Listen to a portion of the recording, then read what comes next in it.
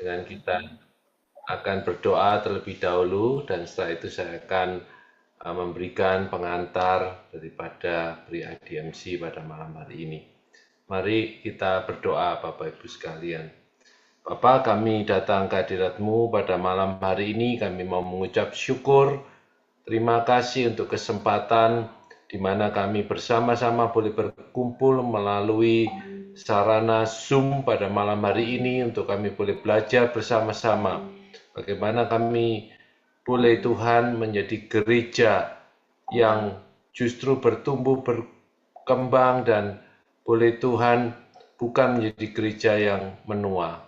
Kami mau berdoa pada malam hari ini, menyerahkan hamba-Mu Pendeta Sandi yang akan memaparkan materi pada malam hari ini. Kau berikan hikmat, pertolongan, sehingga Tuhan Kau yang memberikan kata-kata di dalam mulutnya, sehingga segala sesuatu yang dia sampaikan Tuhan boleh menjadi berkat dan memberikan kepada kami pencerahan-pencerahan sehingga kami tahu bagaimana seharusnya kami menjadi gereja yang bertumbuh, bukan menjadi gereja yang menua. Kami bersyukur untuk malam ini dan kami menyerahkan acara ini dari awal hingga akhirnya hanya di dalam nama Tuhan kami Yesus Kristus. Amin. Ya, selamat malam Bapak Ibu saudara sekalian yang saya kasih dalam nama Tuhan Yesus Kristus. Bersyukur malam hari ini kita boleh berkumpul bersama-sama kembali untuk boleh belajar bersama bagaimana kita boleh menjadi gereja yang bertumbuh. Saya akan memperkenalkan narasumber kita pada malam hari ini. Beliau tidak lain dan tidak bukan adalah Pendeta Sandi Nugroho. Beliau adalah pendeta dari GKI Pregolan Bundar. Kami bersama-sama, kebetulan saya dan Pak Sandi berasal dari gereja yang sama. Kami bersama-sama menggumulkan bagaimana menjadi gereja yang memuridkan dan bagaimana terus bersama-sama untuk menjadi gereja yang terus bertumbuh sesuai dengan kehendak Tuhan. Pak Sandi adalah pendeta yang sudah melayani lama sekali sejak mulai dari beliau stase ya, lulus sekolah teologi, kemudian praktek di GKI dan terus berproses sampai akhirnya menjadi pendeta dan melayani sampai hari ini. Kami bersyukur bahwa hambanya ini boleh melayani dan punya hati untuk bersama-sama menggerakkan gereja menjadi gereja yang memuridkan. Salah satu misi kami adalah menjadi gereja yang memuridkan secara utuh dan seimbang. Dan visi kami dari GKI Pregolan Bundar adalah untuk menjadi jemaat yang bertumbuh makin serupa Kristus. Dan Pendeta Sandi baru saja tahun lalu menyelesaikan studinya. Beliau mendapatkan gelar doktor ya, dan banyak penelitian-penelitian studi yang dia sudah lakukan yang mana hari ini akan dipaparkan, di mana salah satu pemikiran yang beliau gumulkan adalah tentang intergenerational discipleship. Dan kita akan bisa banyak belajar dari proses ini kalau kita melihat bagaimana banyak gereja-gereja mengalami krisis kepemimpinan, banyak gereja-gereja mengalami permasalahan ketika terjadi transisi kepemimpinan dari satu generasi ke generasi yang lain. Tetapi ini bukan hanya masalah transisi, tapi bagaimana gereja itu mempersiapkan intergenerasi menjadi siap untuk mengambil tongkat kepemimpinan. Kita bersyukur hambanya hari ini boleh melayani kita dan saya tidak akan berpanjang kata lagi. Kita akan menyerahkan waktu ini kepada hambanya Pendeta Sandi Nugroho. Oh ya, satu lagi maaf saya kelupaan, yaitu teman-teman sekalian, ini keterkaitan Pre-IDMC ini adalah merupakan satu seri di mana kita akan menyiapkan untuk kita bersama-sama masuk di dalam IDMC Leadership Summit yang akan diadakan pada tanggal 24 dan 25 April 2026, di mana kita akan mengadakan acara IDMC ini itu kita belajar bagaimana kita menjadi gereja yang mempersiapkan transisi kepemimpinan dan bagaimana menyiapkan intergenerasi ini untuk menjadi pemimpin-pemimpin yang siap mengambil tongkat kepemimpinan. Nah, Bapak Ibu sekalian, nanti ada kesempatan untuk hari ini Bapak Ibu yang ingin mengikuti IDMC itu bisa diikuti di kota Surabaya dan di beberapa kota yang lain, di mana apa yang kita adakan di Surabaya juga akan dirilai di beberapa kota, antara lain di Malang, Jakarta, Bandung, Semarang, demikian juga di Denpasar, Manado, dan beberapa kota yang lain seperti Pekanbaru, dan nanti listnya Bapak Ibu bisa dapatkan dari brosur-brosur maupun flyer yang akan ditayangkan oleh Ibu Yuli. Demikian Bapak Ibu, saya persilakan Pak Sandi untuk bisa memulai menyampaikan materi yang sudah disiapkan. Ya, selamat malam semua, Bapak Ibu, saudara-saudara sekalian. Saya senang sekali bersama dengan kita sekalian ya. Ini kalau saya lihat teman-teman yang join pada malam hari ini dari berbagai macam kota di Indonesia. Jadi selamat malam Indonesia ya bagi kita semua. Ada yang dari Medan, Pekanbaru, saya lihat Manado, Makassar, lalu apa eh, Bali, ya, juga Malang, Semarang. Ini tadi saya lihat ada teman-teman dari Gading Serpong, dari mana tuh Tangerang, ya, Jakarta. Ya, saya menyambut semua yang hadir malam hari ini. Senang sekali bisa bersama-sama dengan kita sekalian, ya. Jadi eh, topik pada malam hari ini merupakan sebuah awal dari rangkaian persiapan untuk IDMC bulan April mendatang. Jadi pertemuan-pertemuan pre-IDMC ini ingin minimal membawa kita, mengarahkan kita kepada sebuah penyadaran, refleksi, gereja yang seperti apa yang kita sedang hidupi, atau kemuritan semacam apa yang sedang kita jalani. Biarlah ini menjadi catatan baik bagi kita dalam kita menjalani kehidupan bergereja, juga termasuk dalam kita membangun pertumbuhan rohani kita secara pribadi sebagai murid Kristus. Topik-topik yang kita adakan itu lebih pada sebuah momentum untuk kita bisa merefleksikan diri kita. Ada 4 topik nanti yang akan kita bahas bersama. Topik ini hanya menjadi semacam trigger ya, pemantik kita untuk kita bisa merefleksikan apa-apa yang kita sudah jalani, melihat sesuatu dari perspektif yang baru. Terus kita juga bisa mengambil koreksi-koreksi nantinya. Tentu Bapak Ibu tidak ada yang sempurna, tetapi biarlah ini menjadi perjalanan kita sekalian di dalam jalan kemuritan ini untuk kita terus-menerus disempurnakan. Saya sebelumnya mau ngecek apakah suara saya bisa diterima di semua tempat. Baik ya, terima kasih Pak Edi. Pak Edi ini dari mana ya? Diaspora, Pak. Oh, ya ampun makanya kok pernah ketemu di Malang ini ya. Iya, betul. Oke, terima kasih. Terima Baik, kasih. kalau Pak Tejo dari mana ya?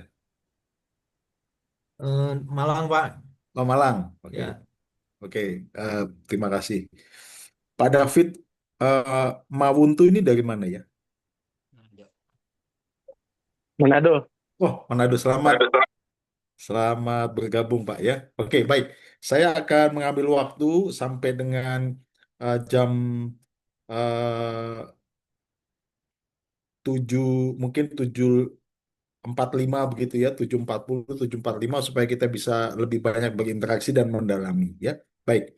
Nah, ini topik-topik yang kita akan bahas pertemuan berikutnya. Jangan lupa hari Sabtu bukan hari Selasa. Itu nanti Pendeta Erlangga Dharma. Ini Pendeta Erlangga Dharma adalah senior pastor dari GBI Diaspora Malang. Dan ini topik yang menarik juga yang menggugah kita untuk melihat tentang intergenerasi dalam konteks perjanjian, teologi perjanjian, tetapi kita melihat ada isu konflik di dalamnya, ya. Oke, yang berikutnya nanti Pendeta Andreas Salim akan mengajak kita melihat dan merefleksikan tentang transisi. Ini problem di manapun, ya, masalah urusan transisi ini, ya. Bagaimana banyak orang hanya berpikir tentang sebuah estafet, tetapi melupakan membangun semacam rangkaian generasi, ya. Nanti Pendeta Andreas yang akan membawa kita untuk merefleksikan ini. Dan terakhir kita akan dibawa oleh Pendeta Emil Suot melihat terkait dengan sebuah aksi. Nah, aksi-aksi dimulai dengan aksi-aksi sederhana sebenarnya. Nah, nanti Pendeta Emil Suot akan membagikan dan men-sharingkan topik ini untuk kita bisa merefleksikan diri kita. Baik, saudara-saudara, topik kita malam hari ini adalah gereja yang bertumbuh atau gereja yang menua. Saya boleh tanya dulu, kira-kira berapa usia gereja Bapak Ibu sekarang ya? Bisa bisa diklik di chat ya. Di kolom chat itu bisa diklik ya.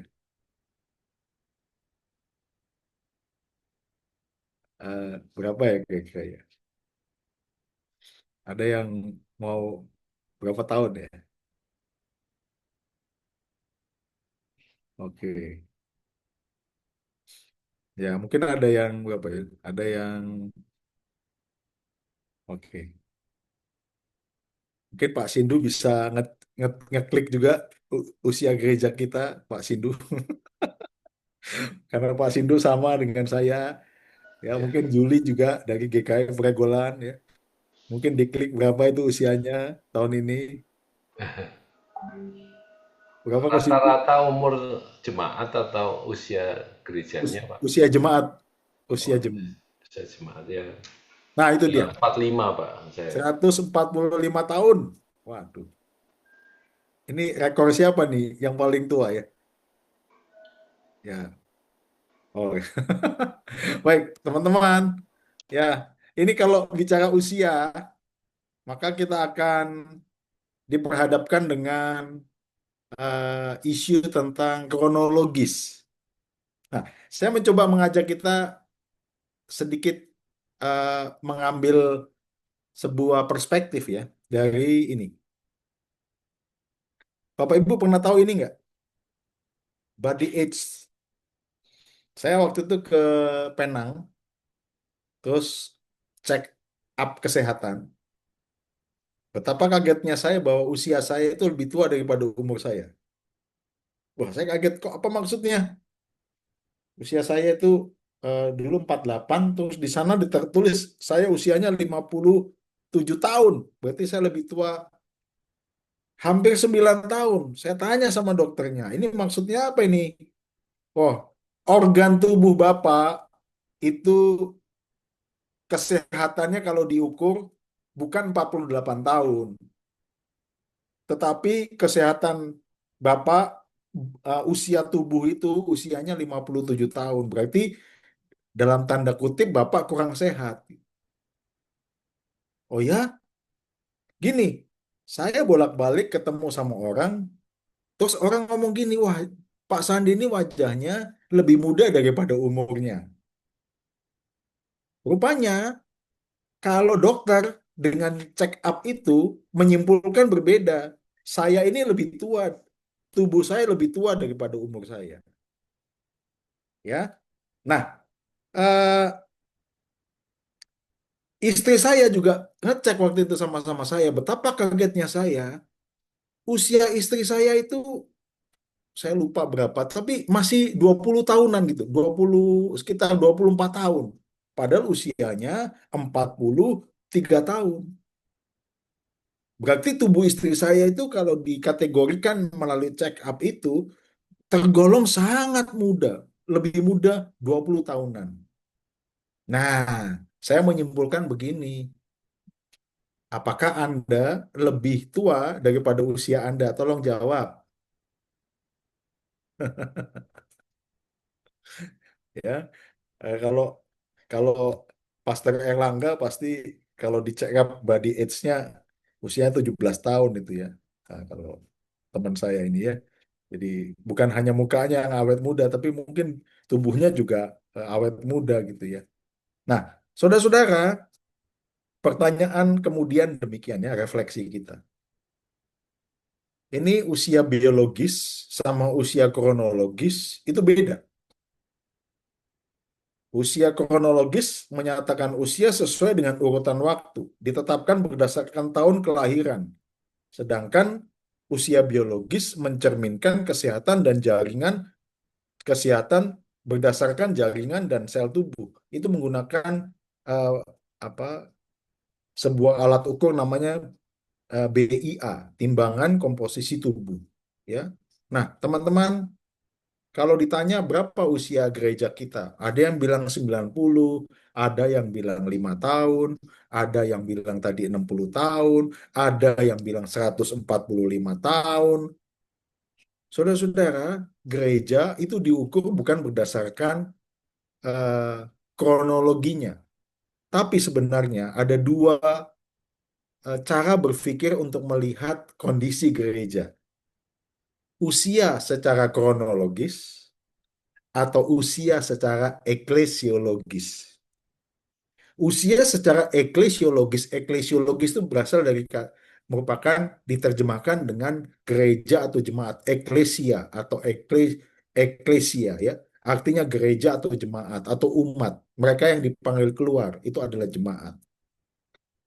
Pertanyaannya, bagaimana kondisi usia eklesiologi kita? Ya, kalau kronologi jelas sesuai dengan tanggal ulang tahun gereja, ya.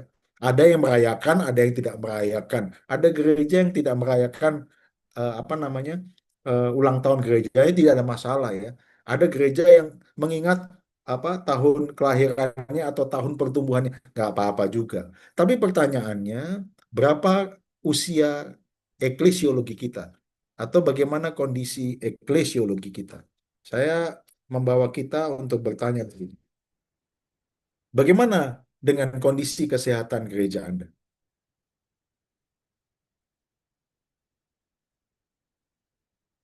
Apakah makin menua atau makin dewasa?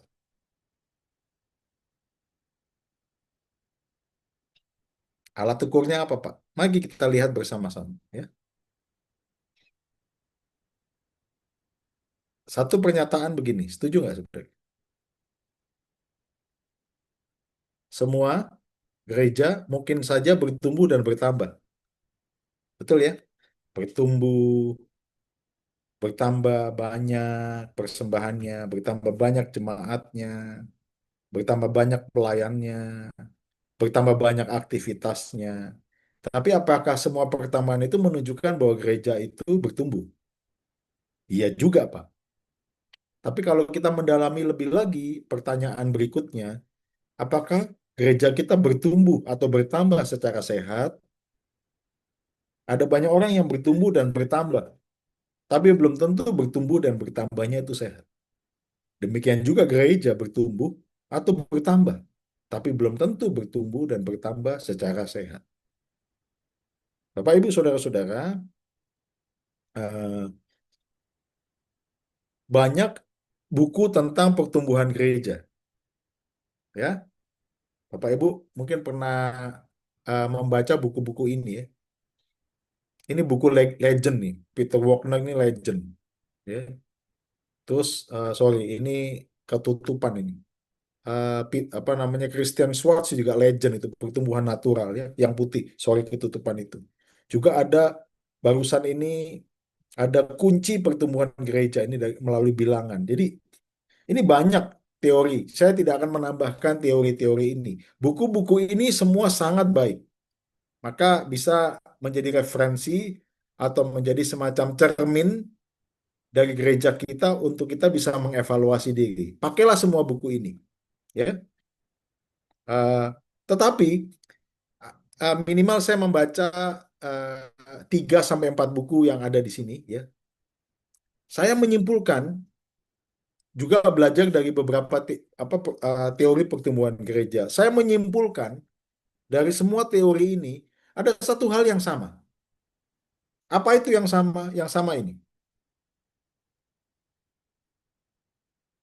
bahwa ukuran utamanya dari pertumbuhan gereja yang sehat itu bukan dari ukuran permukaan. Jadi teori-teori gereja ini memberikan atau mengingatkan kepada orang yang membacanya, Anda dan saya, dan semua orang yang membacanya, bahwa ukuran utama dari pertumbuhan gereja yang sehat bukanlah generasi mudanya bertambah banyak. Belum tentu kalau orang mudanya banyak di dalam satu jemaat atau umat, itu otomatis gereja ini adalah gereja yang sehat. Belum tentu. Yang kedua, belum tentu kalau aktivitas aktivitas gerejawinya itu bertambah banyak, bertambah padat, gereja ini bertumbuh sehat. Belum tentu. Yang lain, ini aktivitas padat itu maksudnya ada lagi kan gereja itu Senin sampai Sabtu ada banyak acara ya. Nah, ditambah lagi acara makin banyak itu berarti gereja ini bertumbuh dan hidup. Belum tentu, ya. Yang keempat, ada banyak orang juga mengatakan bahwa eh, kalau dia punya pelayanan diakonianya luar biasa, berarti gereja ini sehat. Belum tentu. Belum tentu juga kalau keterlibatan jemaatnya sangat masif, bisa menggerakkan jemaat begitu, itu berarti gereja yang sehat. Belum tentu. Ada juga yang mengatakan bahwa belum tentu gereja itu sehat pada saat worship-nya itu menyentuh hati. Yang lain juga mengingatkan bahwa belum tentu kalau sel grupnya itu bermultiplikasi dengan cepat dan begitu banyak melibatkan orang apa namanya newcomer terus buat kelompok lagi itu menunjukkan gereja itu otomatis atau pasti sehat belum tentu. Belum tentu juga gereja sehat karena apa? Karena program pemerintahannya jelas, karena ada kurikulumnya. Belum tentu. Belum tentu juga gereja itu sehat kalau pendetanya, pemimpinnya itu populer, ya. Populer di medsos, populer di dunia nyata, populer punya kekuatan, punya powerful dan sebagainya. Belum tentu. Buku-buku ini, teori-teori gereja itu sepakat bahwa apa yang tertulis di sebelah eh, kanan saudara ya, itu adalah dampak atau imbas atau buah dari gereja yang sehat itu. Tapi belum tentu itu menjadi indikator dari gereja yang sehat. Nah, kalau gitu teman-teman, eh, apa yang menunjukkan bahwa gereja itu sehat ya? Nah, saya belum lama ini pergi ke satu tempat bersama dengan eh, beberapa orang ya, termasuk saya ajak eh, istri saya juga ke Turki, ya. Em, saya ke beberapa gereja disebutkan di dalam Wahyu itu ada 7 gereja, ya. Efesus, ya. Ini di Laodikia, ini kolam baptisnya gereja eh, abad ke-5 ya. Kolam baptisnya seperti itu ya. Tapi yang sama di semuanya puing-puing, saudara-saudara. Gereja di sana tinggal puing-puing semua, ya. Bahkan ada satu gereja yang tinggal tiang, satu tiang, ya, di Philadelphia.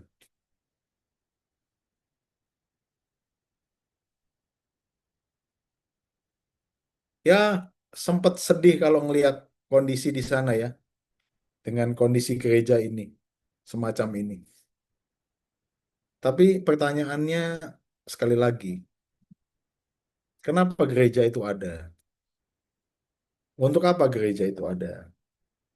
Kenapa Tuhan memanggil umat dari gelap kepada terang dan disebut eklesia atau jemaat umat?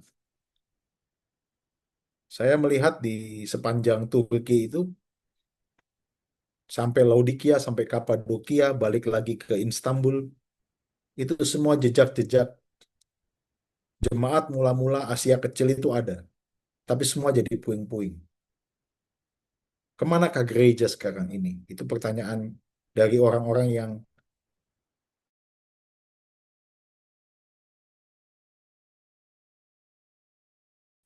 meskipun itu semua sudah dicatat dalam Wahyu pasal 1 ayat 1 ya, bahwa semuanya pasti terjadi. Saya melihat eh, catatan-catatan Alkitab, terutama untuk jemaat di Efesus ya.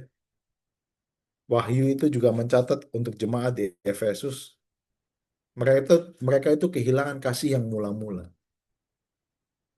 Ada catatan lain untuk gereja-gereja yang lain. Allah melalui Yohanes, Rasul, menuliskan catatan kepada jemaat saat itu untuk mengevaluasi diri. Dan evaluasi itu tidak dilakukan dengan serius. Akhirnya, saudara-saudara, ya di dalam sebuah perjalanan sejarah, semua ini tinggal puing-puing. Nah, harapan kita bersama adalah 20 tahun, 30 tahun, 40 tahun gereja kita tidak jadi puing-puing. Bukan gedungnya ya.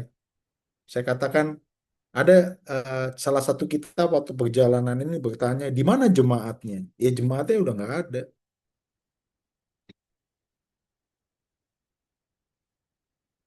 Bapak Ibu tahu ini gereja mana? Ada yang tahu? Tolong dituliskan via chat.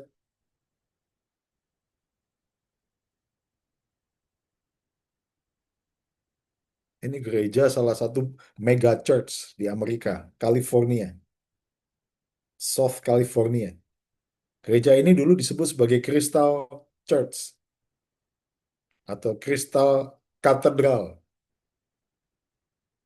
Ini dibuat oleh seorang pendeta sangat populer saat itu namanya Robert Schuller. Mungkin ada yang pernah tahu ya.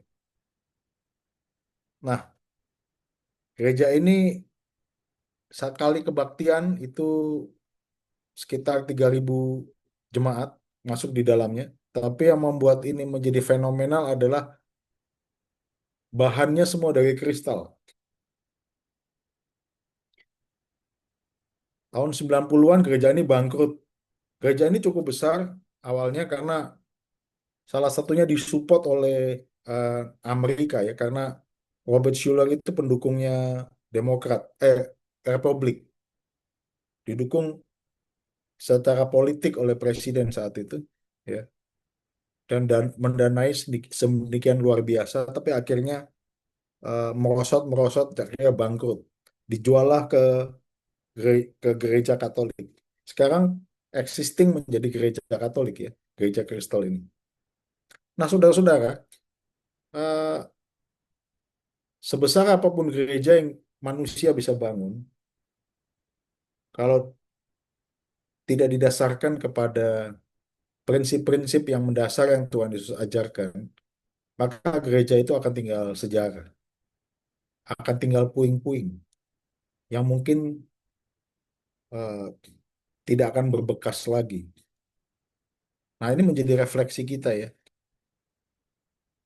sebagai para pemimpin gereja, sebagai anggota jemaat, sebagai orang-orang yang mungkin Tuhan panggil di dalam sebuah ladang, apa yang kita perlu pikirkan yang utama untuk membangun kehidupan gereja kita, ya. Teman-teman, mari kita buka Efesus pasal 4 ayat 11 sampai 15. Saya mengajak kita membaca ini. Dan ialah yang memberitakan, yang memberikan baik rasul-rasul maupun nabi-nabi, baik pemberita-pemberita Injil maupun gembala-gembala dan pengajar-pengajar. Ya, ini menarik sekali. Efesus sudah diingatkan untuk melakukan ini ya. Apa itu? Ini memperlengkapi orang kudus. Memperlengkapi artinya eh, memampu, bukan memperdayai, tapi memberdayakan. Ya. Membuat supaya hidup, supaya aktif. Itu namanya memperlengkapi. Ya, semacam dikasih apa tenaga gitu loh. Supaya dia bisa bergerak. Itu namanya memperlengkapi. Memperlengkapi orang-orang kudus. Siapa orang-orang kudus? Jemaat.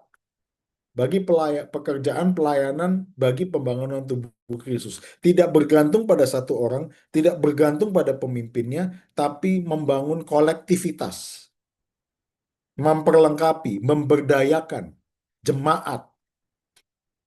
Apa yang diberdayakan ini? Sampai kita semua telah mencapai, ya. Nanti saya akan jelaskan bahasa Yunani, ya, tentang mencapai ini. Sampai kita semua telah mencapai. Apa yang dicapai? Ada tiga. Satu, kesatuan iman. Dua, pengetahuan yang benar. Tiga, kedewasaan penuh. Dan tingkat pertumbuhan sesuai dengan kepenuhan Kristus. Tiga hal sebagai ukuran, ya. Jadi memperlengkapi orang kudus supaya kita mencapai apa? Kesatuan iman, pengetahuan, dan kedewasaan. Sehingga kita bukan lagi anak-anak yang diombang-ambingkan oleh rupa-rupa angin pengajaran, oleh permainan palsu manusia dalam kelicikan mereka yang menyesatkan. Bertumpu satu orang di gereja, semua mengandalkan satu orang, itu merupakan sebuah langkah yang bisa melemahkan pertumbuhan gereja itu sendiri. Ya. Dan teman-teman, ini yang terakhir ayat ini. Tetapi dengan teguh berpegang pada kebenaran di dalam kasih, ya, bertumbuh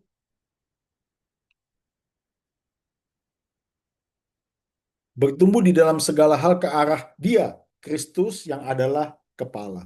Jadi teman-teman, di sini pentingnya untuk kita itu melihat Paulus sudah mengingatkan jauh-jauh hari jemaat Efesus dengan catatan-catatan yang penting ini. Tetapi sayang sekali, ya, 30 tahun berikutnya Yohanes mengingatkan kembali jemaat di Efesus, kamu kehilangan kasih yang mula-mula.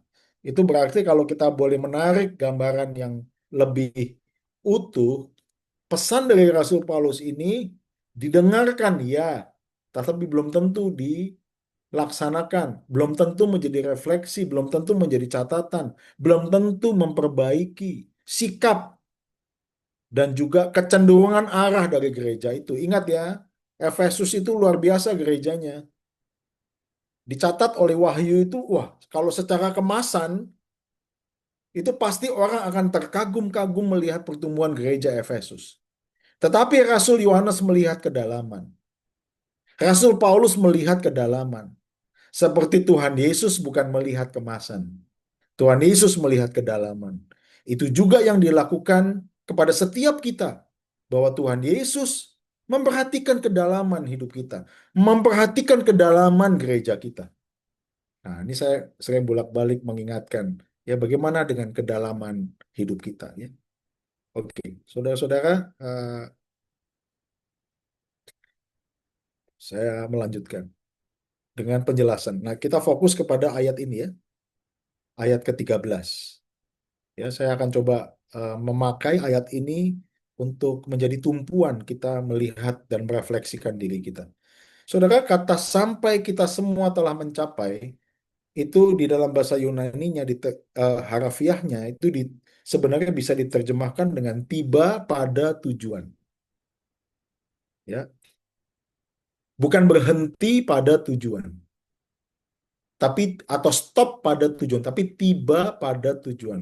Kata tiba pada tujuan ini menggunakan aorist aktif subjunktif. Kalau di dalam bahasa Yunaninya, subjunktif itu ingin menegaskan tentang kemungkinan atau proses yang terkait dengan sebuah kemungkinan atau sebuah perjalanan yang akan dituju. Nah, saya menyimpulkan sampai kita semua telah mencapai, itu bisa dimaknai demikian. Sebuah tindakan dengan keyakinan dan kesengajaan untuk sepakat pada sebuah visi atau tujuan yang benar, meski masih berupa kemungkinan. Bapak Ibu, ini merupakan sebuah catatan bagi kita pada saat kita menetapkan visi dan misi berdasarkan Alkitab, berdasarkan pimpinan Tuhan. Visi dan misi itu secara pemikiran itu masih, secara realita itu masih kemungkinan. Karena apa? Itu yang ada di depan kita. Tapi visi misi yang kita buat itu lahir dari keyakinan dan kesengajaan kita di dalam sebuah kesepakatan bahwa apa? Bahwa ini yang Tuhan nyatakan, ini yang Tuhan minta untuk kita lakukan. Jadi teman-teman, saya melihat di sini adalah gini, tiba pada tujuan. Apa tujuannya? Tujuan bukan akhir, ya. Tujuan itu adalah sebuah kesepakatan untuk kita melakukan gereja, menjalani gereja atau menjalani pertumbuhan gereja sesuai dengan apa yang Tuhan mau.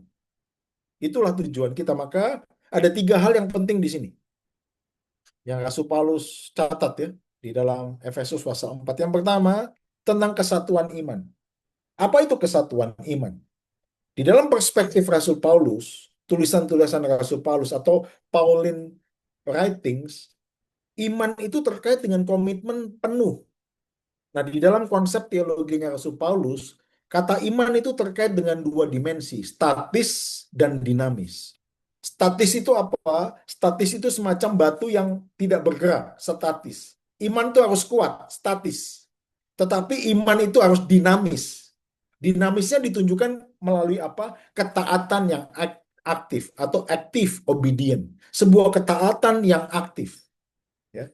Jadi di sini eh, penting sekali kalau melihat yang disebut dengan mencapai sebuah tujuan. Tujuannya apa? Tujuannya adalah kesatuan iman. Iman yang solid. Gitu. Iman yang solid adalah iman yang statis tapi juga dinamis. Ya, yang kedua, mencapai apa? Pengenalan yang benar. Saya menggunakan kata pengenalan di sini lebih tepat diterjemahkan ya, epignosten ya. Itu dengan apa? Dengan pengenalan. Karena ini menurut John Calvin, pengenalan itu adalah kombinasi antara pengetahuan dan pengalaman. Pengenalan bukan sekedar pengetahuan kognitif. Pengenalan adalah sebuah pemahaman yang juga lahir atau berinteraksi atau berintegrasi dengan pengalaman itu sendiri.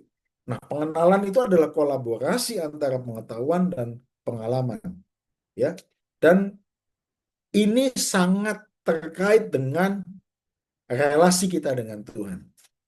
Ya, tentunya saudara-saudara ya, kalau kita memahami suami kita, memahami istri kita, tentunya itu berasal dari perjalanan kita bersama dengan pasangan kita. Ya, sebuah relasi hubungan kita dengan pasangan kita. Itu berarti kita makin mengenal orang ini pada saat kita membangun relasi dengan orang tersebut. Ya, seperti itu juga Tuhan. Kita makin mengenal Tuhan pada saat kita membangun relasi yang lebih dekat dengan. Dan yang ketiga adalah kedewasaan sesuai dengan keserupaan dengan Kristus. Kata serupa dengan Kristus di sini eh, itu menegaskan demikian ya. Rasul Paulus menggunakan beberapa kali tentang keserupaan dengan Kristus ya. Konsepnya begini, sudah sepenuhnya diperlengkapi ya. Diperlengkapi melalui proses keserupaan dengan Yesus yang berkualitas. Jadi artinya begini, ketika uh, seseorang tiba pada kedewasaan, itu artinya apa? Sudah sepenuhnya dilengkapi. Nah, ini kan bertanya nih Pak. Pak, kapan saya mulai memuridkan? Apakah saya tunggu kelengkapan penuh, cukup, atau utuh, baru saya bisa melakukan proses pemuridan dengan orang lain? Gak gitu cara berpikirnya. Kenapa seseorang itu sudah dianggap, sudah memenuhi syarat, atau sudah sepenuhnya dilengkapi? Satu hal aja teman-teman, karena dia serius dalam membangun hubungan pribadinya dengan Tuhan. Karena pemuridan adalah relasi. Relasi dengan siapa? Relasi dengan Kristus dan relasi dengan sesama kita. Itu kemuridan ya. Relationship is the key of discipleship. Relasi adalah kunci dari pemuridan itu sendiri. Kedewasaan penuh di sini, kedewasaan itu adalah sepenuhnya dilengkapi melalui apa? Melalui hubungan kita dengan Tuhan. Jadi yang kalau gitu, kalau kita membangun hubungan dengan Tuhan, yang melengkapi kita siapa? Ya Tuhan Yesus sendiri. Yang kepadanya kita membangun hubungan. Ya, banyak orang menggalakkan training buat pemuridan bagus. Coaching tentang pemuridan bagus, tapi jangan lupa kunci dari semua itu adalah bagaimana kita melengkapi seseorang untuk dengan setia dan disiplin membangun hubungan dengan Kristus secara bersengaja dan berkualitas. Setuju nggak Bapak Ibu? Misi kita bukan kristenisasi, betul ya? Misi kita apa? Ada yang bisa jawab? Ini.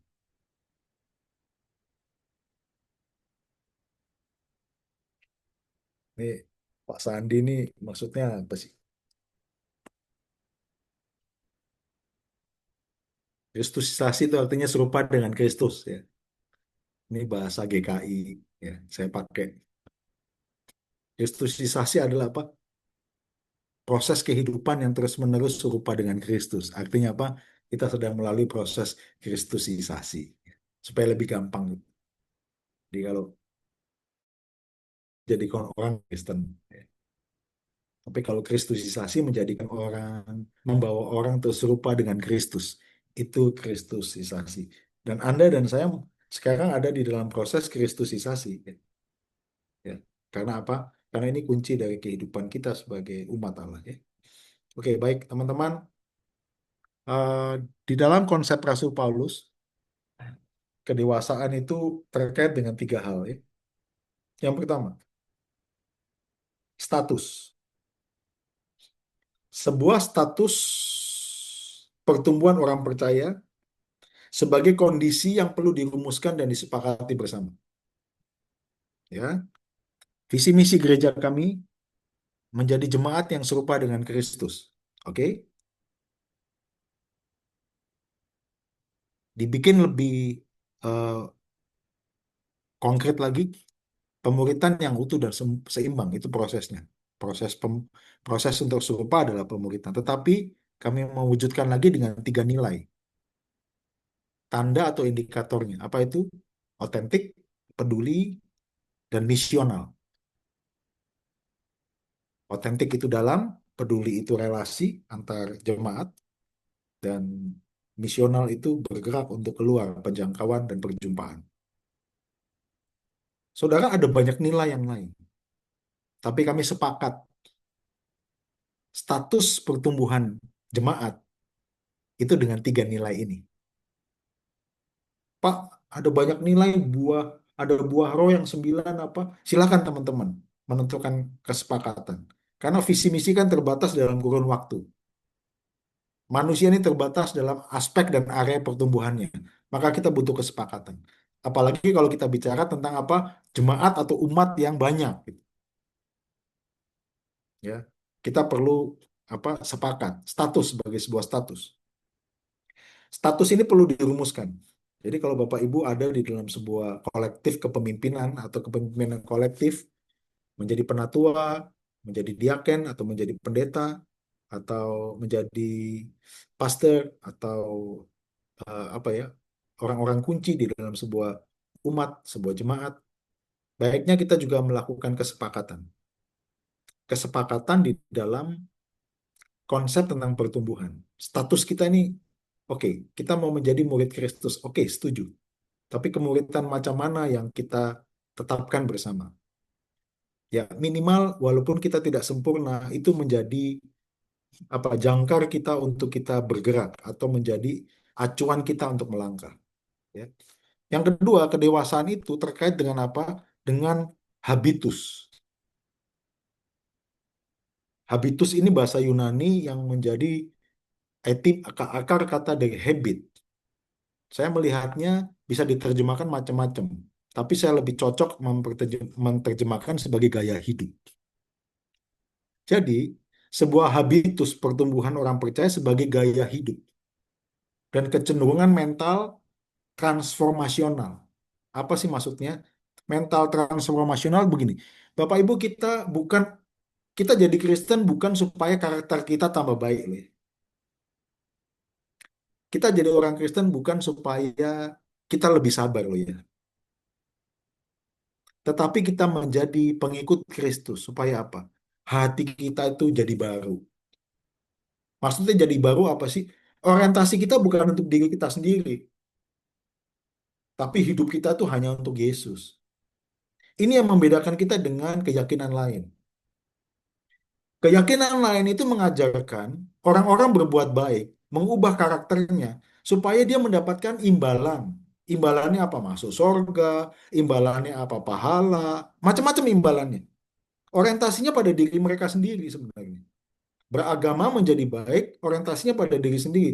Tapi yang disebut dengan mental transformasional adalah pada saat kita mengikut Kristus, Tuhan menguduskan kita, menyelamatkan kita, memilih kita, itu supaya hidup kita diperbaharui cara berpikir kita, hati kita, ya, mengalami pembaharuan sehingga apa? Segala sesuatu yang kita lakukan hanya untuk kemuliaan nama Tuhan. Nah, pengikut Kristus memahami bisnisnya, usahanya, hartanya, itu semua adalah sebuah kepercayaan yang Tuhan berikan kepada kita. Dengan itu kita memuliakan nama Tuhan. Maka saudara-saudara sebagai pemimpin gereja, kita juga memahami demikian. Jemaat itu adalah kepercayaan yang dari Tuhan. Yang diberikan kepada kita untuk apa? Untuk kita terlibat di dalamnya sebagai tubuh. Dan kita bertumbuh di sana. Dan membawa orang untuk bertumbuh mengenal Tuhan dan berbuah. Ini orientasi kita. Jadi kedewasaan itu mentalnya itu bukan gini, supaya kita selamat masuk surga. Oh itu tolong hindari jauh-jauh pemikiran itu, Bapak Ibu. Karena kedewasaan di dalam Kristus adalah apa? Saya diselamatkan bukan hanya untuk masuk surga, tapi saya diselamatkan supaya melalui hidup saya memuliakan Tuhan dan membawa orang berjumpa dengan Tuhan. Ya, Bapak Ibu kalau misalnya mau bertanya, mau memberikan catatan, silakan masuk di WA atau chat ya. Nanti bisa dikompilasi oleh Ibu Yuliana ya. Ya, nanti kita akan berdiskusi. Oke? Nah, status, habitus, dan yang terakhir adalah aktus. Kedewasaan adalah sebuah aktus pertumbuhan orang percaya. Apa artinya sih? Wujudnya tuh berupa buah-buah yang terlihat oleh sekitar. Orang dewasa itu kalau orang dewasa kan secara ID ya, itu dilihat dari KTP kan ya. Tapi kalau orang di dalam kehidupan rohani sebagai orang Kristen dewasa lihatnya dari apa? Buahnya, Bapak Ibu. Ya, buah yang kita tunjukkan, pembaharuan hidup yang kita nyatakan, belas kasih kita, ya, kepekaan kita ya kepada sekitar, ya, cara kita melihat masalah, cara kita mengelola ego kita, itu buah-buahnya, ya. Jadi status, habitus, dan aktus. Nah, Bapak Ibu bisa apa memberikan apa hal-hal ini bisa menjadi acuan ya. Apa yang Rasul Paulus pikirkan tentang kedewasaan. Karena ini juga yang menjadi catatan kami dalam kami merumuskan program-program ya. Kami tahun ini sedang menggumulkan menguatkan tentang mentoring. Nanti saya akan sharing sedikit tentang ini ya. Oke. Setuju nggak Bapak Ibu?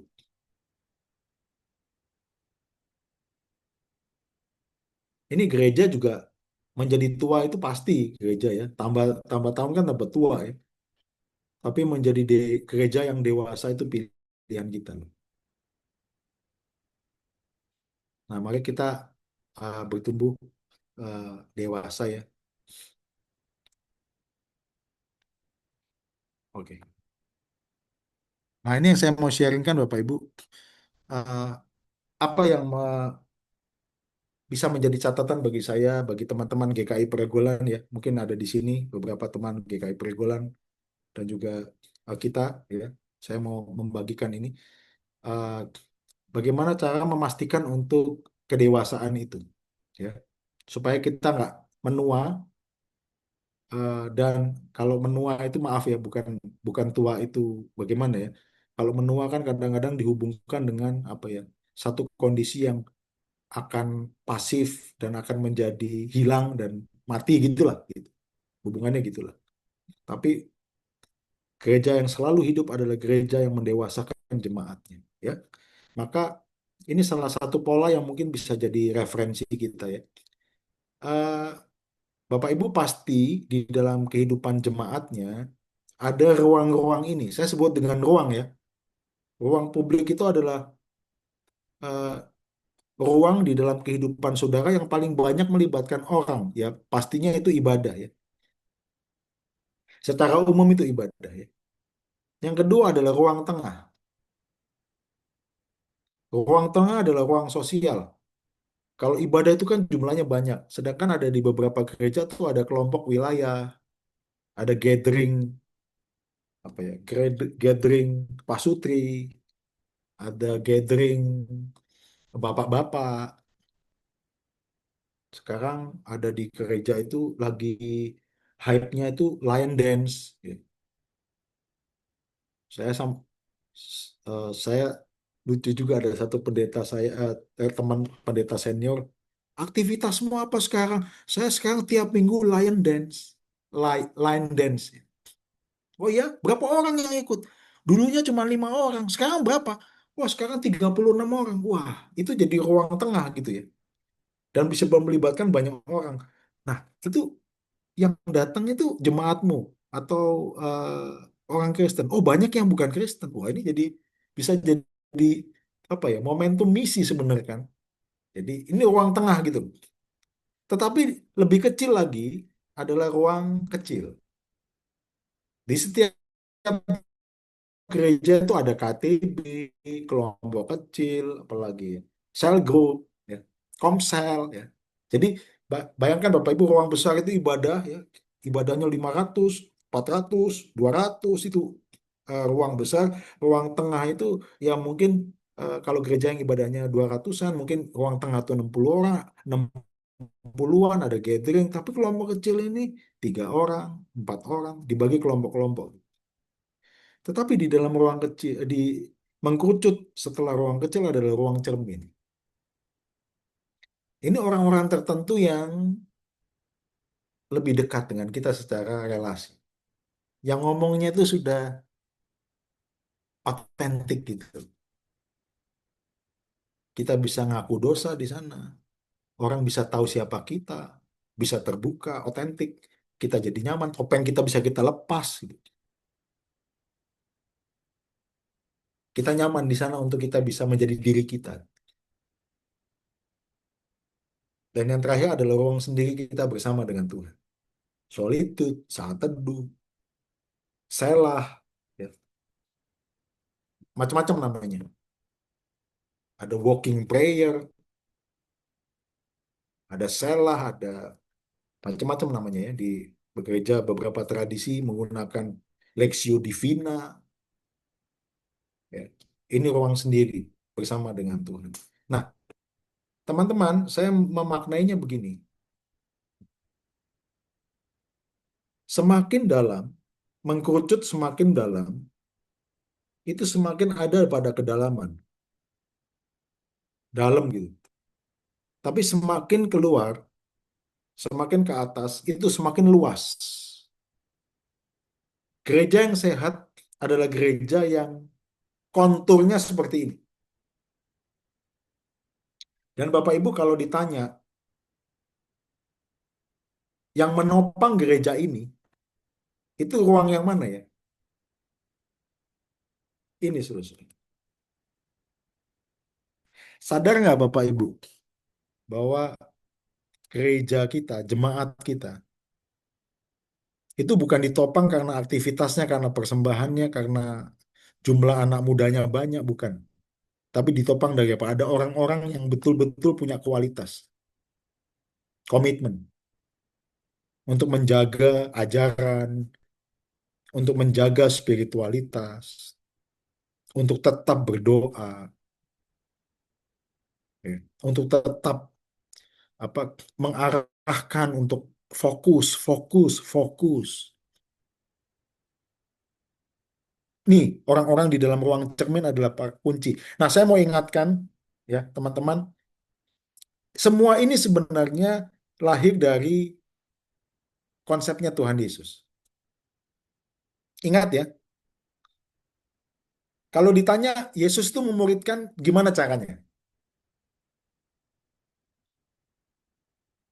Pertanyaannya sederhana gini, di ruang manakah Yesus memuridkan? Jawabannya, di semua ruang kehidupannya.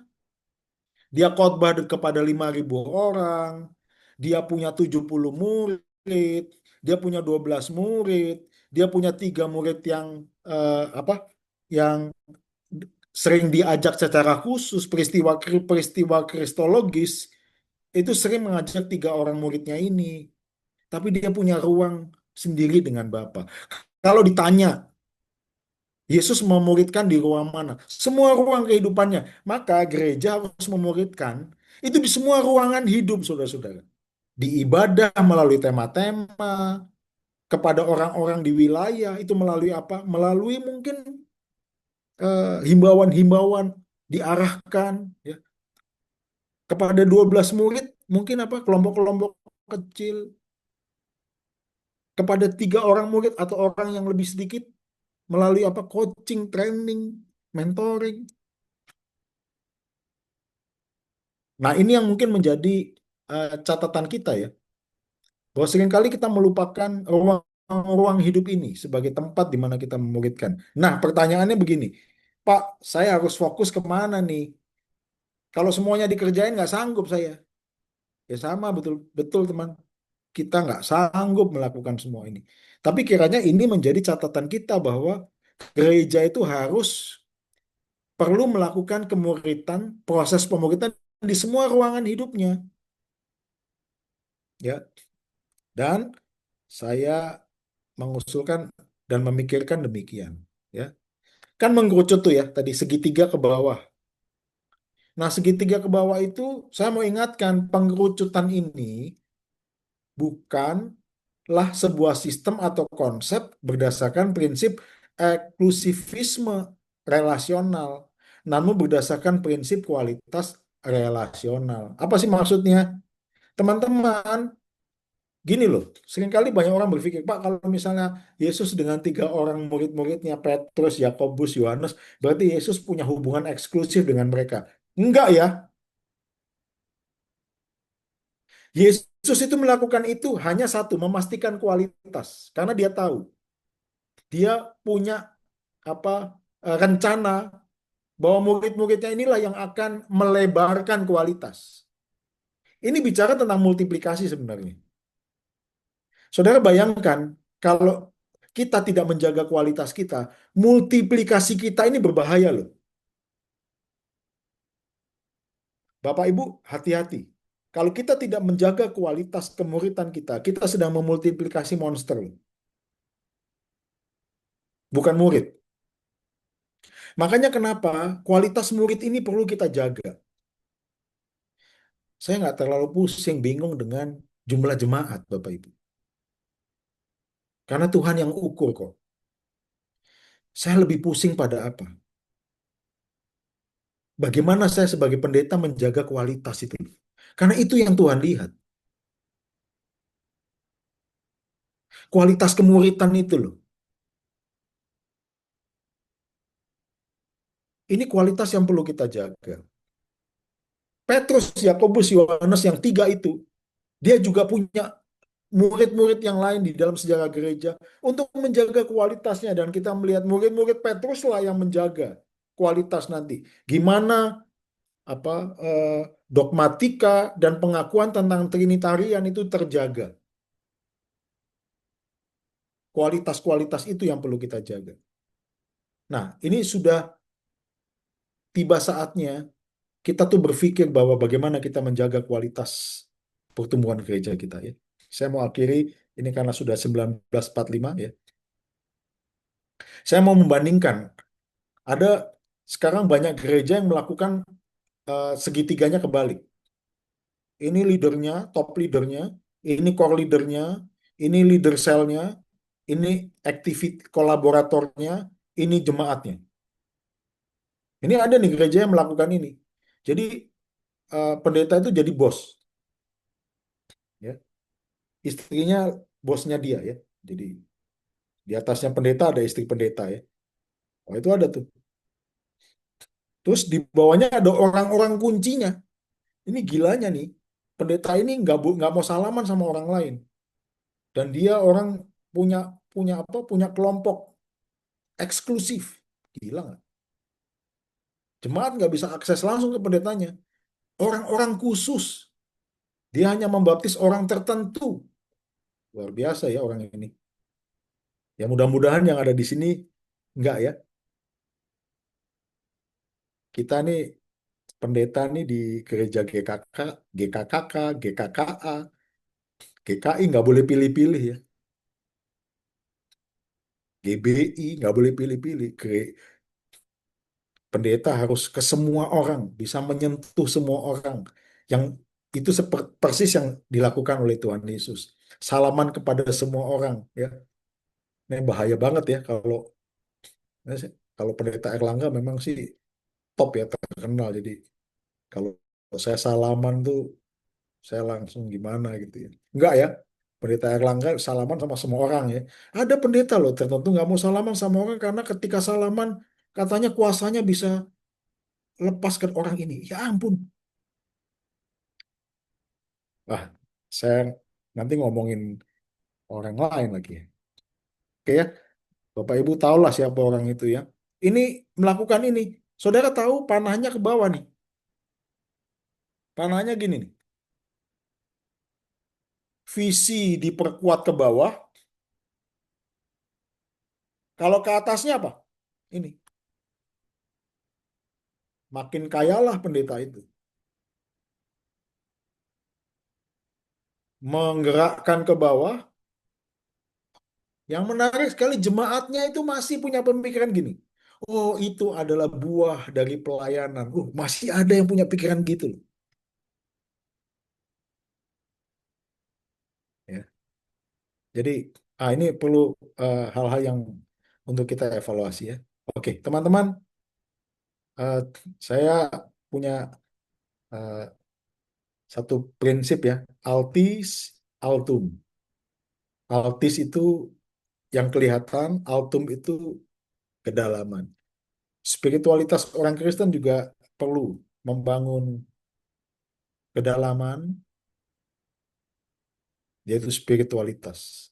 Karena kedalaman itu tidak terlihat biasanya. Tapi kedalaman itu adalah yang menopang apa yang ada di luar, ya. Maka Tuhan Yesus mengajarkan kita untuk berdoa di tempat yang tersembunyi.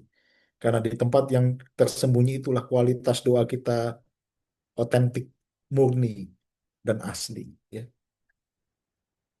Saya lanjut aja ya, ini saya nggak jelaskan di sini, nanti kebanyakan waktunya, kapan lah saya jelaskan ya, tentang konsep dari komunitas ya. Nanti ini banyak kok, konsep komunitas ini banyak ya. Ini penting sekali dalam saudara membangun komunitas.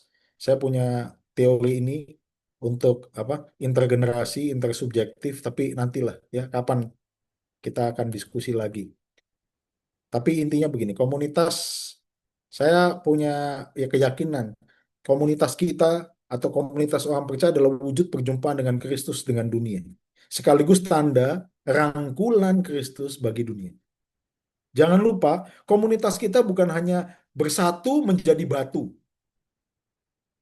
tetapi komunitas adalah perpanjangan tangan Tuhan merangkul dunia dan sekitarnya menuju pada Kristus sendiri. Ya. Jadi kita adalah bagian dari penjangkauan atau perjumpaan dengan dunia yang membawa pada Kristus. Ia menjadi serupa dengan manusia. Perhatikan saudara, agar manusia bisa bertumbuh makin serupa dengan dia. Ingat ya, ia menjadi serupa dengan manusia agar manusia bisa bertumbuh makin serupa dengannya. Ini konsep kristologi dari kemuritan ya. Nah, saya menyimpulkan begini, gereja yang dewasa dan gereja yang menua. Gereja yang menua itu selalu mikirin tentang kursi kosong, kursi kosong ditambah, kursi kosong ya. Tapi gereja yang dewasa berpikir selalu apa? Sending capacity. Bagaimana mengutus orang, bagaimana melengkapi jemaat untuk membawa orang pada Kristus. Hasilnya yang dipikirkan adalah apa? Outcome bukan output. Output itu angka, outcome itu dampak. Jemaat saya ini berdampak apa sih bagi lingkungannya? Dia berdampak apa sih bagi bisnisnya? Bukan persembahan saya ada berapa nih, jemaat saya kasih persepuluhan berapa. Aduh, itu output. Outcome adalah dampak. Itu berarti prosesnya bukan memperkaya kemasan. Saya di satu pelayanan, saya heran satu gereja gegeran karena dekorasi Natal. Maunya begini, cantik begini. Penting ya, tapi ada yang lebih penting. Pesan Natal yang mau disampaikan apa sih? Proyek jemaat untuk membawa jemaat itu sadar tentang arti kehadiran Kristus di tengah dunia itu apa sih? Berita utamanya adalah relasi dengan Kristus. Kalau menua itu jadi Kristen, petobat baru, bayangkan ada satu gereja yang membuat list kejar-kejaran berapa petobat baru yang ditobatkan, berapa yang berpindah dari agama seberang jadi Kristen. Penting-penting. Tapi yang paling penting adalah bagaimana kita membawa mereka berelasi dengan Kristus. Dan medianya bukan hanya kata-kata, tapi seluruh dimensi hidup kita. Iman tanpa perbuatan mati. Ya, itu berarti iman yang hidup adalah iman yang menunjukkan di dalam buah kehidupan di seluruh dimensi kehidupan kita. Kita nggak usah koar-koar, ya, murid Kristus atau jadi orang Kristen. Kita melakukan bisnis kita nggak karuan, malu-maluin Tuhan gitu ya. Jadi kita perlu juga evaluasi dan refleksi. Nah, saya coba menutup dengan ini ya. Bapak Ibu, saya gambarkan ini perjalanan hidup kita. Ini titik orang percaya pada Kristus. -1 ke 0.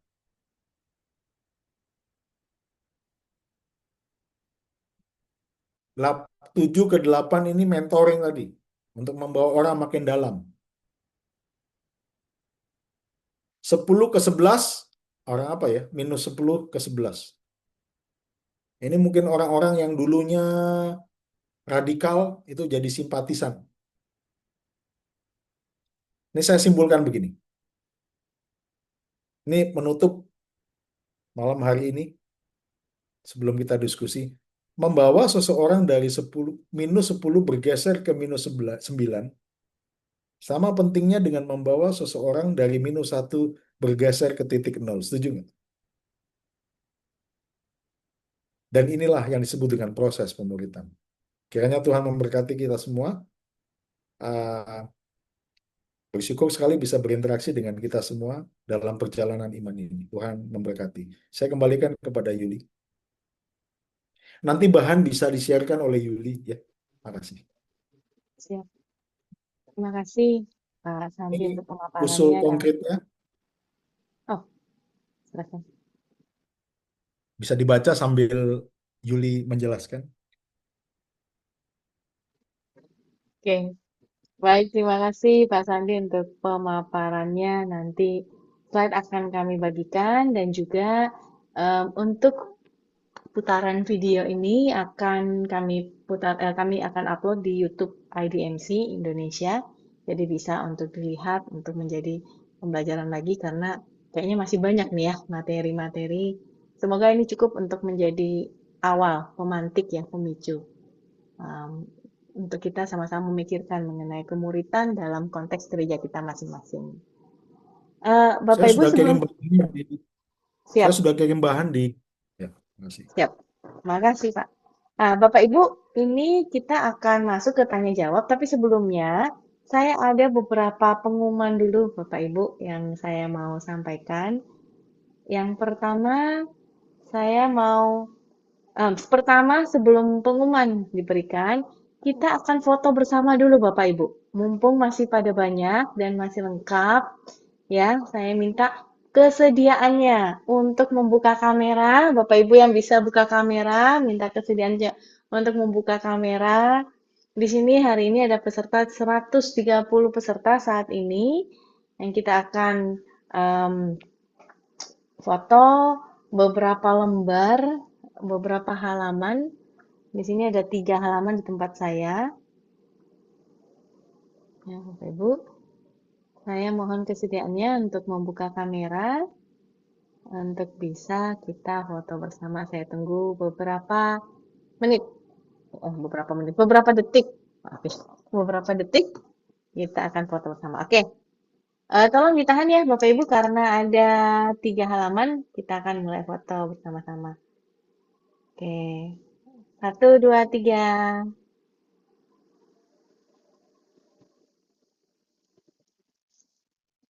Oke, bentar.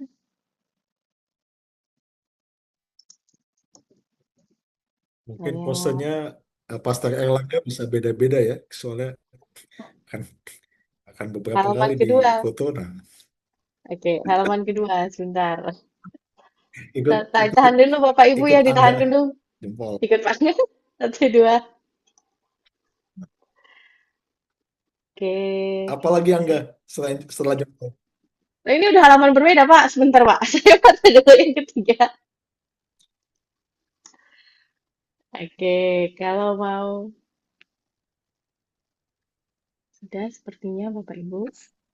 Apakah mungkin ada lagi? Oke, Terima kasih. ya. Terima kasih Bapak Ibu untuk foto bersama. Saya mau memberikan sedikit pengumuman, ada beberapa pengumuman ya Bapak Ibu ya. Seperti yang sudah diumumkan tadi, bahwa, maaf, masih dalam loading.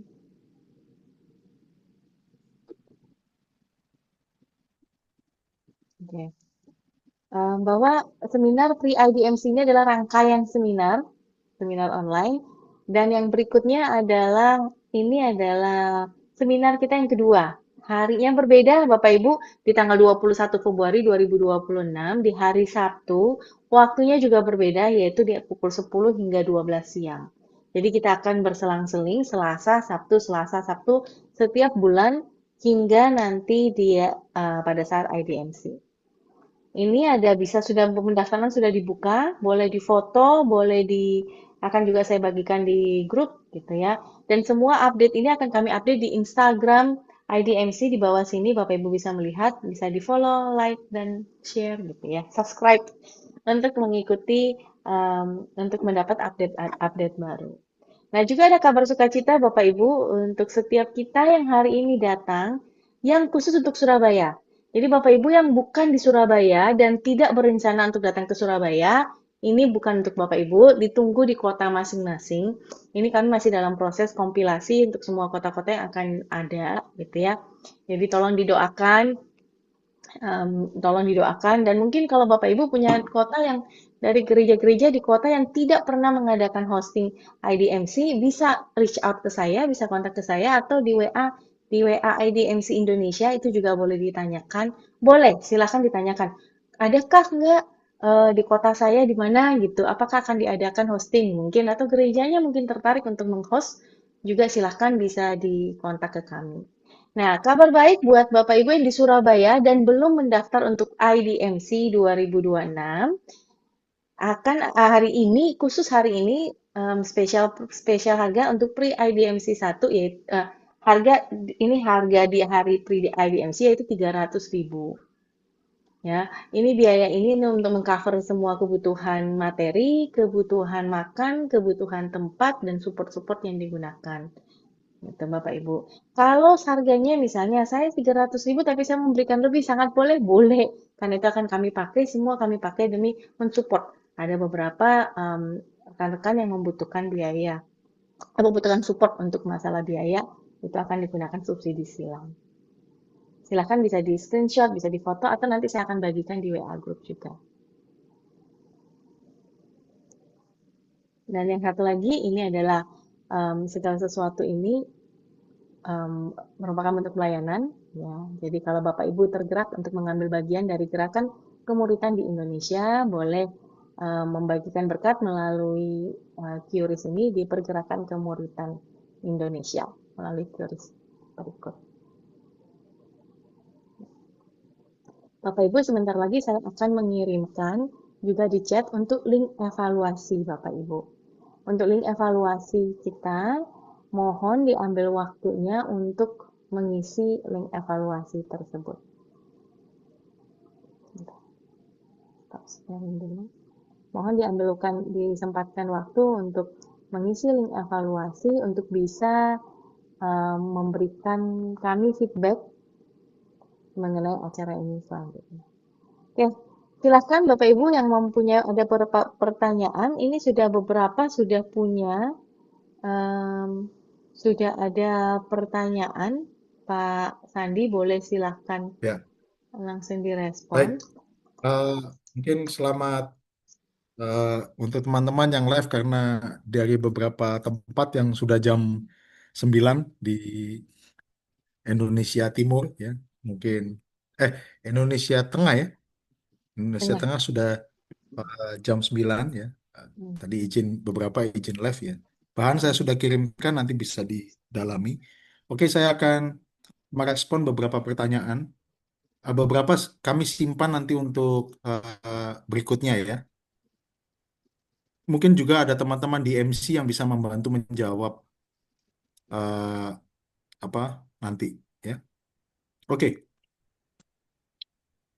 apakah ini saya menjawab pertanyaan dari Pak Rizal. PAT itu apa Pak ya? Maaf, saya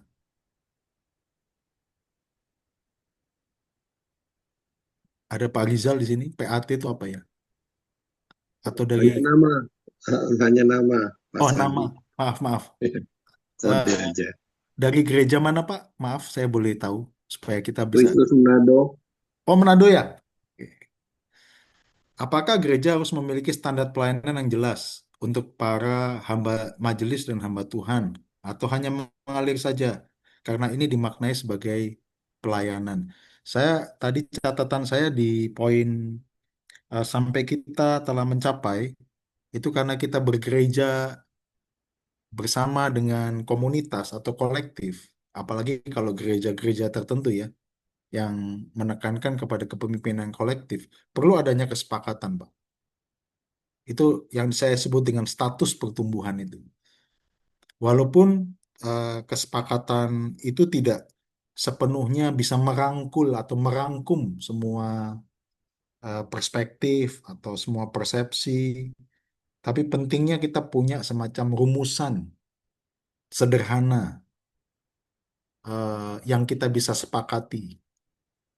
Saya percaya ada visi misi, itu juga kesepakatan. Saya percaya ada apa tema tahunan, itu pasti kesepakatan. Nggak mungkin di gereja tertentu tema tahunannya kemudian walaupun ya satu orang yang mikirin nggak mungkin tiba-tiba disampaikan tanpa ada pembicaraan dengan orang lain. Menurut saya sih nggak mungkin. Kalaupun ada teman-teman yang memang dipercaya ada senior pastornya, memang yang menggerakkan dengan tema-tema tahunan, pastinya dia juga melibatkan orang lain untuk berdoa. Itu kesepakatan-kesepakatan. Di dalam Alkitab kita melihat sidang di Yerusalem itu sebuah kesepakatan. Rasul Paulus melihat sebuah penglihatan dia mau pergi ke mana? Ke Galatia, disuruh berhenti sama Roh Kudus. Belok ya ke daerah Troas. Akhirnya dia nyebrang ke Makedonia. Perhatikan saudara-saudara ayat itu menegaskan apa? Dia men-sharingkan itu dan menyimpulkan bersama. Nah, itu kesepakatan. Itu sebuah tonggak sejarah dari gereja. Dari Asia kecil nyebrang ke Eropa, ke Makedonia. Itu sebuah kesepakatan. Ya walaupun tidak banyak itu timnya. Waktu itu tuh kalau saya hitung ya sekitar 5-6 orang ya. Tapi itu ada kesepakatan bersama. Baik gereja mungkin memikirkan kesepakatan minimal. Karena kalau bicara tentang kesepakatan maksimal agak susah. Kesepakatan minimal misalnya begini. Kita ini mau fokus kemana ya? Kita ini mau memperkuat apa ya? Karena ada banyak hal yang harus dikerjakan oleh gereja kan. Karena panggilan trias panggilan gerejawi adalah diakonia, marturia, apa koinonia, ada tambah lagi 2 sekarang, pedagogia dan satu lagi liturgia, ada 5 sekarang. Nah, kita mau fokus kemana ya? SDM yang terbatas, pendeta yang terbatas, penatua terbatas. Nah, kita harus sepakat, Bapak Ibu, ya. Itu yang pertama. Nanti mungkin Pak Sindu, Pak Emil, Pak Erlangga bisa menambahkan catatan-catatan saya ini ya supaya kita berinteraksi atau teman-teman bisa memberikan catatan yang lain. Tujuan gereja adalah kedewasaan iman rohani. Untuk menuntun jemaat dewasa iman tentu membutuhkan pemimpin yang dewasa juga. Bisakah diberikan ciri-ciri pemimpin yang dewasa iman? Kalau tiga tadi tentang kesatuan iman, pengenalan, kedewasaan, saya melihatnya begini. Ini catatan Rasul Paulus dengan tiga indikator tadi ya. Berdasarkan itu coba menarik kepada indikator yang lebih konkret tentang kesatuan iman. Eh, ya, saya nggak tahu Bapak Ibu merekrut hamba Tuhan atau pendeta seperti apa atau memilih atau mendoakan hamba Tuhan seperti apa. Yang pertama adalah hamba Tuhan ini pastinya harus punya keyakinan eh, kepada Tuhan Yesus, memahami Trinet Allah Tritunggal kan gitu. Itu pokok-pokok penting tuh. Itu yang saya katakan dogmatika itu harus statis. Ajaran benar itu statis. Percaya pada Alkitab sebagai apa otoritas itu kan harus jelas.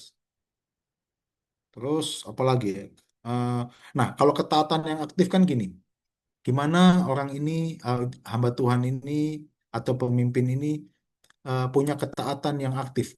Sebelum dia menggerakkan jemaat, ayo persembahan, dia memberikan teladan. Gitu. Keteladanan itu menunjukkan ketaatan yang aktif. Ya, jadi melalui kalau konkretnya tentang kesatuan iman itu dogmatika yang clear, yang jelas ya. Maka jangan cari hamba Tuhan atau pendeta yang dogmatikanya nggak jelas, saudara. Ya, itu akan, waduh, akan repot lagi itu, akan apa? Akan membingungkan khotbah di mimbar tiba-tiba dia ngomong gini, apa ya? Tuhan Yesus itu nggak satu-satunya juru selamat loh. Waduh, itu buyar semua ya, langsung runtuh gitu ya.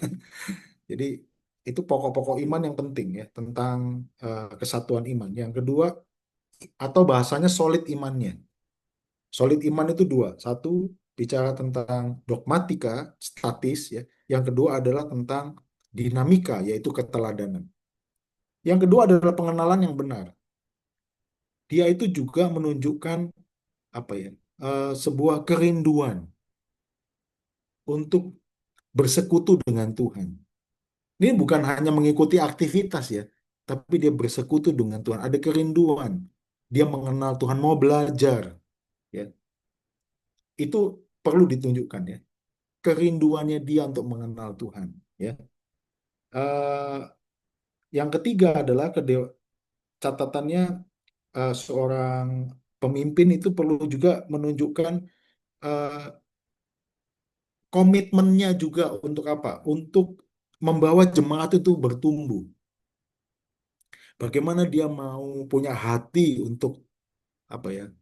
eh, Melibatkan orang-orang untuk bertumbuh dari perkataannya, dari hatinya, dari sikapnya itu menunjukkan apa ya? eh, Kesengajaannya untuk membawa orang bertumbuh. Ya.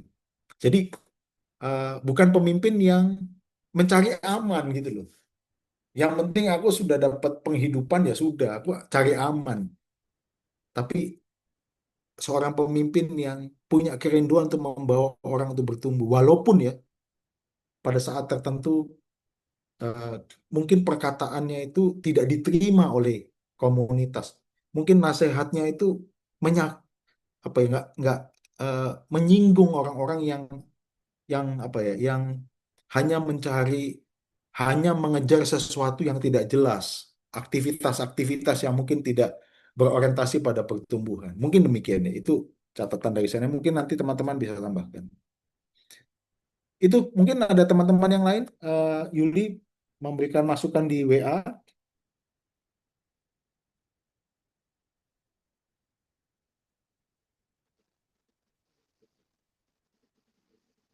Masih Oke, ada Pak Sindu, beberapa eh, pertanyaan.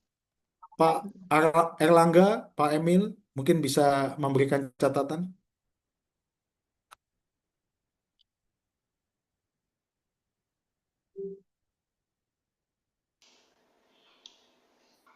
Oh, Yang silakan. bagian mana Pak Sandi yang kami diharapkan? Semuanya.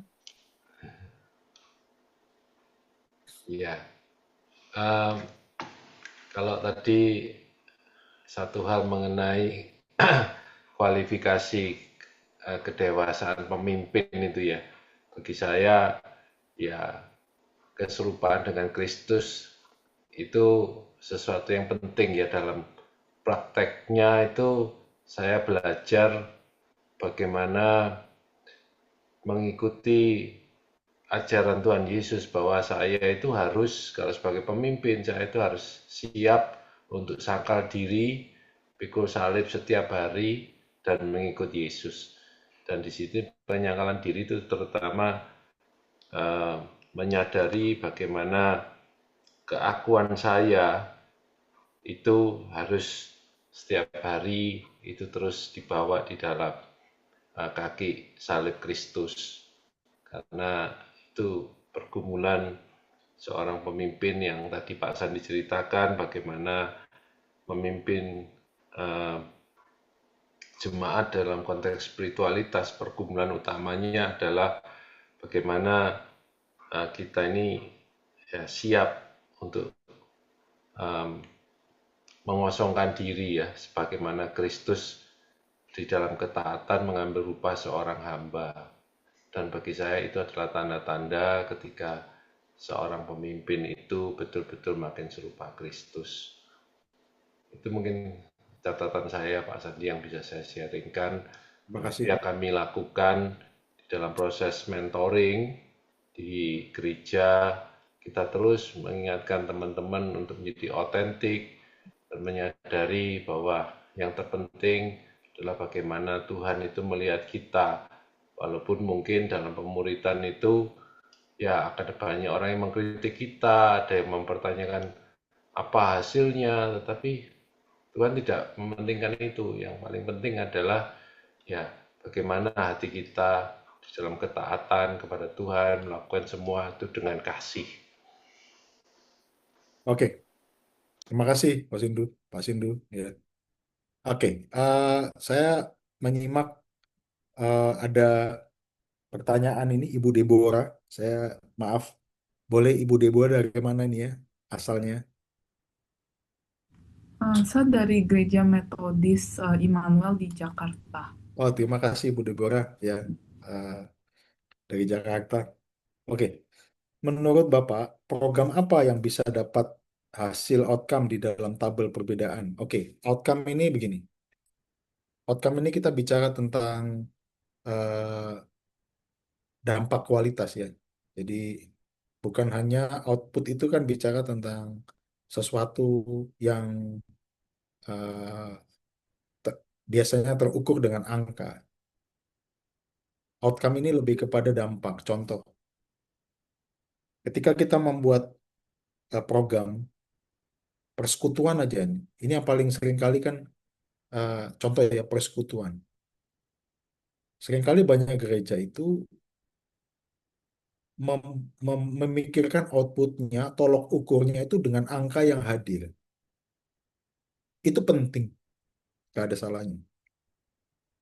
Tapi kalau itu yang diukur saja sebagai sebuah tanda keberhasilan program atau sebuah tanda keberhasilan gereja, wah itu salah besar itu.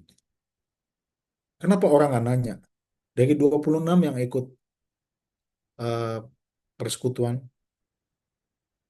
selama ini apa dampak pertumbuhan rohani melalui persekutuan ini dalam hidupnya. Maka, kalau saya boleh usul konkretnya, ketika evaluasi jangan hanya angka, tapi coba kumpulkan juga apa ya, eh, sebuah pengalaman-pengalaman sharing pengalaman dari mereka yang ikut dalam proses itu, supaya bahasa orang itu kalau penelitian jangan hanya data kuantitatif, tapi juga kualitatif. Contoh misalnya, eh, apa sih kesan pengalaman mereka di dalam kehidupan atau perjalanan iman mereka selama ikut persekutuan ini. Itu seringkali tidak tidak terungkap gitu loh. Maka pentingnya juga outcome itu bisa diberikan ruang supaya jemaat itu terbiasa bukan hanya angka-angka gitu, tapi juga dampak. Itu ya contoh ya, contoh. Jadi dari situ kita bisa menilai, oh gereja ini sedang fokus kepada kedewasaan, bukan hanya fokus kepada angka-angka gitu. Nah itu ya.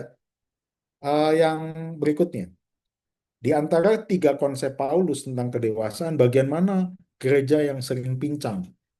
Ini kalau lihat ya, dari 3 ini, itu saya melihat terutama gereja di Indonesia, itu eh, mungkin memang semuanya, mungkin Bapak Ibu lebih ngerti tentang jemaat masing-masing, tapi kalau menarik kepada gereja kami, gereja saya ya, dalam diskusi kami tahun 2024, mengapa kami menguatkan mentoring, itu kami melihatnya di bagian yang ketiga, kedewasaan sesuai dengan keserupaan dengan Kristus.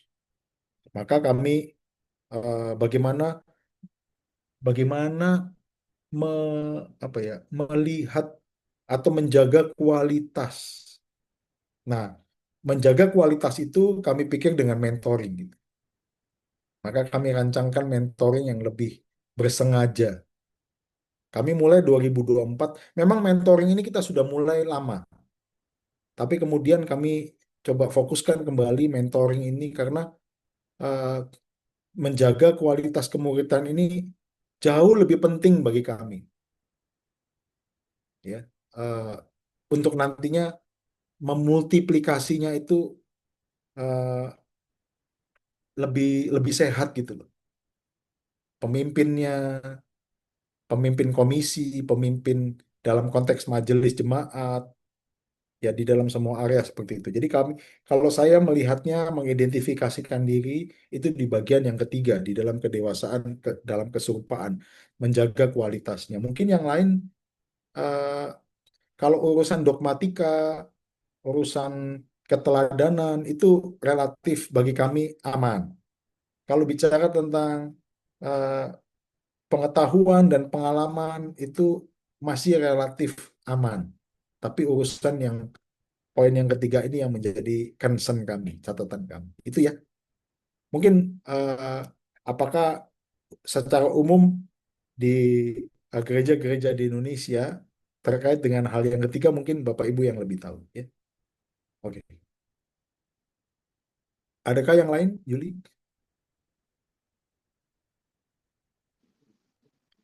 Sepertinya Di WA. pertanyaan sampai di sini. Mungkin ada Bapak Ibu, mungkin 1-2 yang mau langsung bertanya, mungkin bisa resen 1 atau 2 orang aja. Silahkan, Langsung ya, bisa bertanya boleh langsung silakan. langsung, silahkan.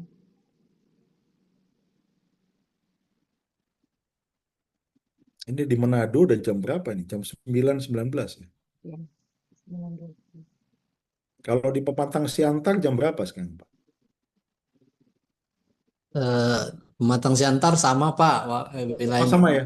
barat ya, sama. Ya. Selamat bertemu Pak Timotius. Ya Pak, makasih. Ya. Musim musim durian di sana ya. Ya Pak, Ya. lagi banjir. Mas Andi mikirnya durian mulu. Iya. Kosindu nih yang ketawa Kosindu nih, kalau dengar durian. Oh iya, Pak Timotius, kalau memang merespon nanti saya menjembatani informasi tadi dari Yuliana. Kalau memang kita Pematang Siantar bersedia untuk menjadi host, salah satu kota host di sana, supaya nggak perlu datang ke Surabaya, tapi tetap bisa ikut IDMC, nanti bisa kontak Yuliana untuk kita bisa share di sana.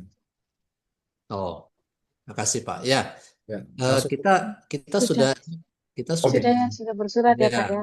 Sudah. oke, terima kasih. Nanti langsung di Sama-sama. follow up. Makasih Pak. Nanti, nanti Pak Andreas Salim mungkin yang ke sana nanti. Jadi Gua nggak bisa kalau hari Minggu pulang. ya, ya. Oke, Eh, silakan. baik, kalau Matang nggak ada, sih. Pak. Kalau Silahkan. ada yang lain, oh ini saya masuk. Eh, saya lihat. Ya, Sudah. terima kasih untuk pertanyaannya dan responnya teman-teman. Eh, jadi jangan sungkan untuk berinteraksi dan terus belajar bersama. Saya kalau teman-teman mau bertanya langsung, silakan. Ya. Baik. Jadi Pak Sandi ada memberikan nomor HP, nomor Itu WA di pribadi grup ya, juga ada. di chat Ya. ya, di chat. Silahkan untuk Bapak Ibu yang mungkin membutuhkan bisa. Yang kedua ya Pak ya, yang pertama salah ya, kurang satu. Nah, Yang ada 102237 ya. ya, Em, jadi silahkan buat bisa dicatat. Di chat juga ada link pendaftarannya ya di IDMC, WA ada. link Nah, ya, dan di WA akan dikirimkan juga link evaluasi. Untuk ya. materi semua udah ada di WA, gitu ya. Untuk Bapak Ibu yang dari gereja-gereja host, jangan khawatir, kami tidak melupakan ya. Ini masih dikompilasi supaya pengumuman nggak terus diberikan secara terus-menerus, tapi akan dikontak dalam waktu dekat ya untuk persiapan di host. Baik, Baik. saya kembalikan, kalau mau ditutup, saya kembalikan ke Pak Sindu untuk menutup kegiatan kita pada Ya, silakan. malam hari ini kalau sudah nggak ada pertanyaan. Silahkan Pak Sindu.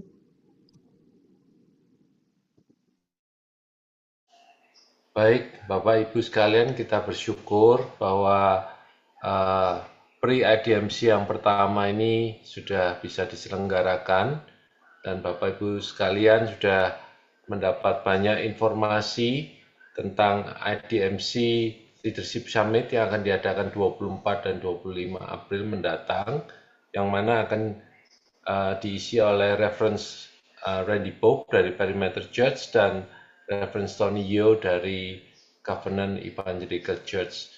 Dan kita berikutnya pada tanggal 21 Februari 2026 kita akan belajar tentang bagaimana menjembatani generasi, di mana kita tahu antar generasi ada banyak perbedaan, ada banyak cara-cara dan konsep berpikir yang berbeda, maka kita bisa mencatat di dalam agenda kita tanggal 21 Februari 2026 akan dilanjutkan dengan seminar pre-IDMC yang kedua yang akan dibawakan oleh Pendeta Erlangga Dharma. Bapak Ibu bisa mencatat dan kita akan mengakhiri akan pertemuan pada malam hari ini. Saya mohonkan Pendeta Erlangga boleh menutup pertemuan kita di dalam doa. Mari kita berdoa. Bapak Surgawi, kami sungguh bersyukur untuk kesempatan kami dapat kembali belajar dan bertemu bersama-sama berfellowship, bersekutu, dan mendengar kebenaran firman-Mu yang disampaikan oleh Pendeta Sandi Nugroho. Memberkati ya Tuhan setiap kami percaya Tuhan Kau yang memeteraikan. Biarlah ini tidak hanya berhenti kepada pengetahuan, tapi terus masuk kepada kedalaman kami menjadi murid Kristus yang terus bertumbuh ke arah Kristus Yesus Tuhan. Terima kasih ya Tuhan, bantu kami, tolong kami, terangi hati kami, biarlah kuasa Roh Kudus-Mu memeteraikan setiap firman yang kami boleh dengar. Dan biarlah Tuhan kami boleh membawa kebenaran ini dalam konteks gereja kami, gereja lokal kami masing-masing, dan memastikan kami terus bertumbuh sebagai murid Kristus dan memuridkan bagi kemuliaan-Mu. Terima kasih untuk pre-IDMC yang pertama. Biarlah Tuhan seluruh peserta yang hadir Tuhan berkati. Dan sebentar kami akan melanjutkan kegiatan kami, menyerahkan event-event pre-IDMC berikutnya Tuhan, kami percaya biarlah apa yang kami lakukan bersama sebagai satu anggota tubuh Kristus, Tuhan, boleh memuliakan nama-Mu. Terima kasih ya Tuhan, hanya di dalam nama Tuhan Yesus Kristus, Sang Guru Agung kami berdoa dan mengucapkan syukur. Amin. Amin. Amin. Selamat malam semuanya. Malam semua. Terima kasih. Tuhan Malam, berkati. Tuhan berkati. Terima kasih. Selamat malam Malam. Bapak Ibu. Terima kasih. Terima kasih. Pak Tuhan Sandi. berkati. Malam. Terima kasih Pak Sandi. Terima kasih Pak Terima kasih. semuanya. Pak Lilian, Sandi, God Pak bless. Selamat malam Ya. semuanya. Teman-teman semua. Mungkin teman-teman dari DMC mungkin boleh tinggal 5 menit untuk kita evaluasi atau masuk ke breakout room, Yul. Enggak, ini Baik. keluar semua kok. Kita tersisa nanti. Ya, nggak apa-apa Pak. Tunggu. Panitia dan DMC.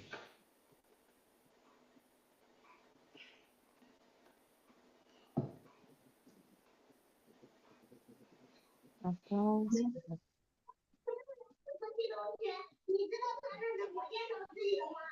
Terima kasih Bapak Ibu, boleh ditinggal. Tuhan berkati.